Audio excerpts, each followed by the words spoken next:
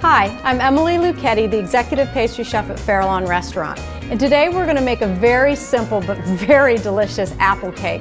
And I call it 50-year apple cake because my friend Mary Sue's grandmother has been making it for 50 years. And actually I've had the recipe for 10 years, so we're now on 60-year apple cake. But I think however long it's being made, it's a great, wonderful dessert. The first thing we're going to do is crack 2 eggs into a bowl. Whoops. And we're just going to whisk those around a little bit just to get them mixed up. And then we're going to add some granulated sugar. And whisk that in. Now it'll start to get a little bit thick here because there's quite a bit of sugar in here. But then we're just going to add some more oil, half a cup of oil. And this is just canola oil or any kind of vegetable oil. You don't want to use olive oil because you don't want that flavor. You want a more neutral flavor. So just whisk this up till it gets nice and smooth. And then we're going to sift our dry ingredients. And the way I like to sift is have my flour all ready and just put it in a strainer like this. And I'm going to put my baking soda and my salt in as well. And then just tap it with your hand and let it sift right through the strainer. Now the reason you want to sift, people often say, does it really matter? But if you look, you can see all those little big pieces of flour and baking soda that just need to be pushed through so they dissolve. If you don't push them through and make them into very small pieces, the egg and the oil is going to get wrapped around them, and then you'll have little white pellets in your baked ingredient.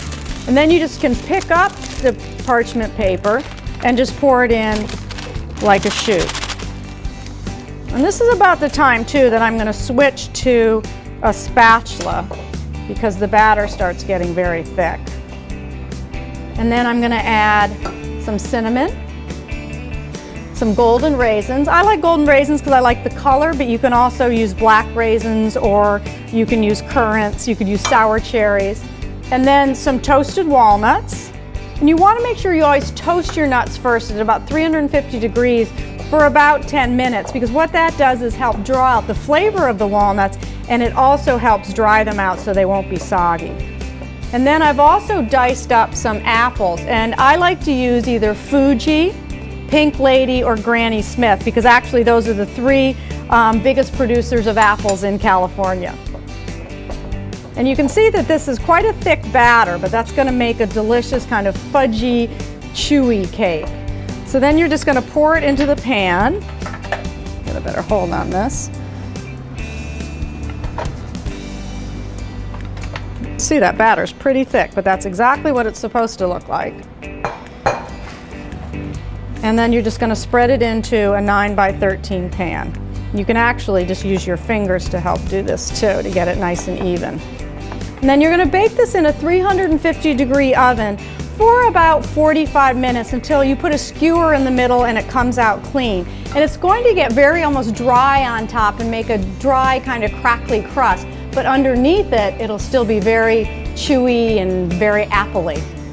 Now you can serve this apple cake just straight up without any other sauces or garnishes, but at Farallon Restaurant when we serve it, we like to put some ice cream on and a couple different sauces to make it a really great decadent dessert. So the first thing we're going to do is put a little bit of creme anglaise on the bottom of the plate, and then a piece of the apple cake, and then we're going to put a nice big scoop of vanilla ice cream. Now you could really eat it like that and it would be really delicious, but of course we're going to add a bunch of brown sugar caramel. And you want to make sure that you get enough on there on the ice cream and the cake so you get some of that caramel in every bite. So here's an apple cake recipe that you can serve very simply, or you can turn it into a restaurant-style, very extravagant dessert.